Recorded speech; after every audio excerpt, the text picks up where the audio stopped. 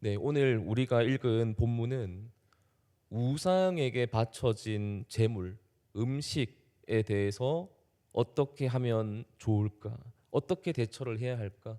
라는 질문에 대해서 사도 바울이 답변을 내어 놓고 있는 그러한 본문이라고 할 수 있습니다.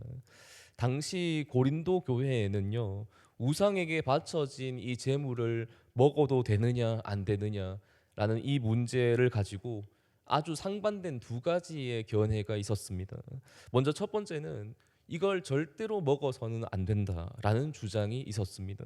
특히 유대교에서 계명을 해서 예수님을 믿게 된 사람들, 예수님을 믿게 된 유대인들은 율법의 영향을 많이 받았기 때문에 우상에게 바쳐진 부정한 음식을 먹는다는 것은 있을 수 없는 일이었습니다.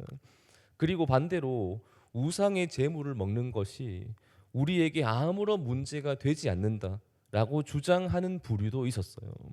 만약 여기에 얽매여 가지고 음식조차 제대로 먹지 못한다는 것은 오히려 예수님이 주신 그 자유를 누리지 못하는 일이다라고 이야기를 하면서 먹어서는 안 된다라는 주장과 완전히 대립을 하게 된 것이죠.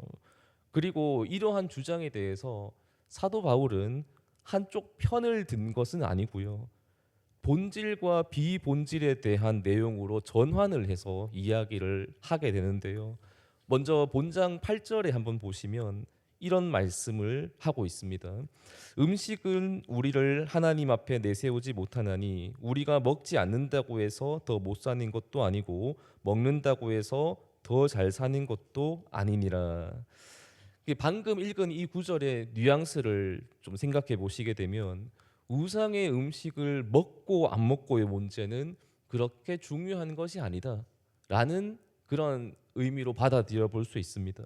다만 그 다음 절부터 진행되는 사도 바울의 주장을 살펴보시게 되면 우상의 제물은 먹지 않는 게 좋겠다라는 느낌으로 흘러가게 되는데요. 그 이유가 결코 율법을 지키기 위함은 아닙니다.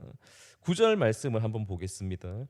그런즉 너희의 자유가 믿음이 약한 자들에게 걸려 넘어지게 하는 것이 되지 않도록 조심하라.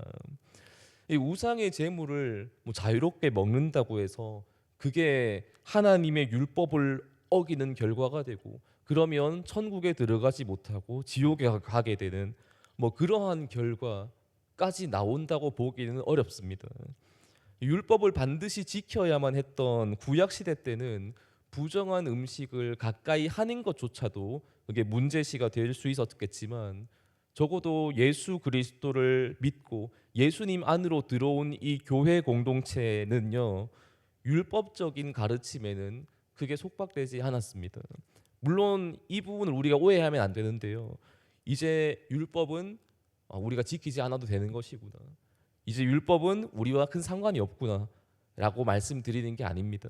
하나님께서 만드신 완전하신 그 법을 우리 인간이 당연히 지켜야 되고 당연히 그 말씀에 따라야 마땅하겠지만 우리 인간의 이 죄인된 모습으로는 그 완전하신 하나님의 법을 따를 수 없다라는 사실이 드러났습니다.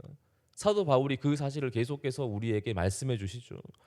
그렇기에 원래 우리 인간은 모두 다 하나님의 심판대 앞에 서서 살아남지 못하는 그러한 처절하고 절박한 상황에 놓였다라는 것을 우리는 이제 알고 있고요. 그러한 우리를 불쌍히 여겨주시고 긍휼히 여겨주셔서 우리에게 구원을 허락해 주셨다라는 그 복음까지 우리가 마음에 가지고 지금 이 자리에 나와 있습니다. 죄악에 빠진 우리를 구원해 주시기 위해서 예수 그리스도께서 친히 율법의 완성이 되셨다라는 사실을 성경은 말씀해 주시고요.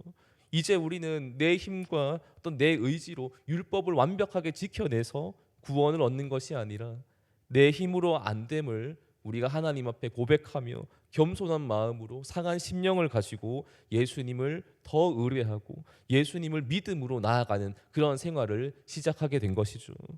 우리는 율법의 완성이 되시는 예수님을 믿고 그 믿음을 통해서 의롭다함을 얻게 되고요. 하나님의 근엄하신 심판에서 다 벗어날 수 있게 되었습니다. 그렇기 때문에 우상의 재물을 먹고 안 먹고의 문제를 가지고 사실 우리가 논쟁을 벌일 필요는 없다는 겁니다. 이걸 먹는다고 해서 천국 못 가고 이거를 안 먹는다고 천국 가고 그러한 개념이 이제는 아니기 때문입니다. 다만 그렇다고 해서 이 비본질적인 것을 우리가 완전히 배제할 수는 없다라는 것이 바울의 생각입니다. 왜냐하면 아직 믿음이 연약한 자들이 시험에 들 여지가 있기 때문이에요.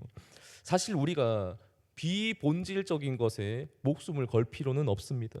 오직 예수님을 믿음으로 구원받는다라는 이 사실, 이 진리의 복음을 우리가 부여잡고 흔들리지 않는 그 믿음을 가지고 살아간다면 우리는 믿음의 길에서 벗어나지 않고 잘 걸어갈 수 있는 것이죠. 하지만 그 문제가 아닌 이상, 본질이 흔들리는 문제가 아닌 이상 우리는 어떠한 것도 수용하고 용납하는 자세도 필요하다라는 것이 오늘 본문의 말씀이지 아닌가 싶습니다. 나보다 믿음이 연약한 자가 이런 비본질적인 음식을 먹어도 되냐 안 되냐라는 이런 문제를 가지고 걸고 넘어졌을 때 정답을 말해주는 것이 능사가 아니라 최대한 그 영혼을 살리는 쪽으로 우리가 대처해 나가는 것이 지혜로운 모습이다라고 할 수 있습니다. 아직까지 예수 그리스도에 대한 지식이 풍성하지 못한 초급 신앙에 놓여 있는 사람이라면 예수님의 가르침보다 지금까지 살아온 나의 환경 또 내 생각 이런 것에 더 의존할 수밖에 없습니다. 그렇기 때문에 당시 율법을 가지고 살아갔던 이 유대인들의 경우 우상의 제물을 먹는다는 것은 너무나 큰 죄악처럼 여겨졌고 이것을 벗어던지기가 쉽지 않았습니다. 거기에서 자유한다는 게 참 어려운 일이었죠. 이러한 율법주의에 속한 사람들을 향해서 너 왜 그렇게 본질적이지 않은 것에 목숨을 거냐라고 하면서 뭐 책망을 할 수도 있겠죠. 하지만 이걸 좀 바꾸어서 생각해 본다면 그건 비본질적인 문제이기 때문에 그 사람 말대로 해줘도 괜찮다라고 할 수 있습니다. 안 먹어도 괜찮고 먹어도 괜찮다면 연약한 저 사람이 먹는 것을 불편해할 때 같이 안 먹어주는 것도 상대를 용납해주며 사랑해주는 그런 모습이 아니겠냐라고 지금 바울은 이야기하고 있는 겁니다. 그래서 바울은 본장 마지막 절에서 이런 결단을 하고 있어요. 같이 한번 보겠습니다. 13절입니다. 그러므로 만일 음식이 내 형제를 실족하게 한다면 나는 영원히 고기를 먹지 아니하여 내 형제를 실족하지 않게 하리라. 이제 우리에게 필요한 신앙, 율법주의 신앙은 아닙니다. 우리는 오직 예수 그리스도를 믿음으로만 구원을 얻는 그러한 복음을 가지고 살아가는 복음주의 신앙인들이라고 할 수 있어요. 다만 이 복음주의 신앙 안에는 형제를 사랑하는 마음 그리고 또 상대의 영혼을 살리고 싶어하는 그러한 마음도 분명히 동반이 되거든요. 내 주변 사람들을 위해서 그들이 실족하지 않도록 하기 위해서 그들에게 좀 맞추어 주는 것은 참 멋진 사랑의 자세, 성숙된 신앙인의 모습이라고 할 수 있습니다. 물론 본질적인 것만큼은 절대로 흔들릴 수 없고 양보할 수 없어요. 예수님 외에도 다른 곳에도 구원이 있다. 뭐 이런 소리를 한다거나 그러한 곳에서 우리를 유혹한다면 그건 사랑으로 다 받아주고 용납해 줄 문제가 아니고 반드시 맞서 싸워야 할 문제라고 할 수 있죠. 하지만 그 정도로 중요한 본질적인 것이 아니라면 이해해 주고 맞춰 주고 용납해 줄 수도 있는 것이고요. 그러한 모습들을 통해서 우리 교회 공동체가 더 아름답게 성장해 나갈 수 있지 않은가 싶습니다. 본질 앞에서는 지조를 반드시 우리가 지켜내야 되겠지만 그 외적인 부분에서만큼은 우리가 사랑으로 용납해주고 또 서로를 세워나가는 그런 아름다운 모습 우리가 이 교회에서 만들어갈 수 있으면 좋겠습니다. 우리가 그런 사도 바울의 그 말씀을 따라서 본질적이지 않은 것에는 우리가 목숨을 걸지 않고 용납하고 받아주며 그러나 예수 그리스도를 믿음으로만 구원을 얻을 수 있다라는 이 본질은 흔들리지 않고 우리가 살아가고 나아갈 수 있는 그런 복된 모습들이 되어지시기를 예수님의 이름으로 축원드립니다. 아멘. 기도하겠습니다.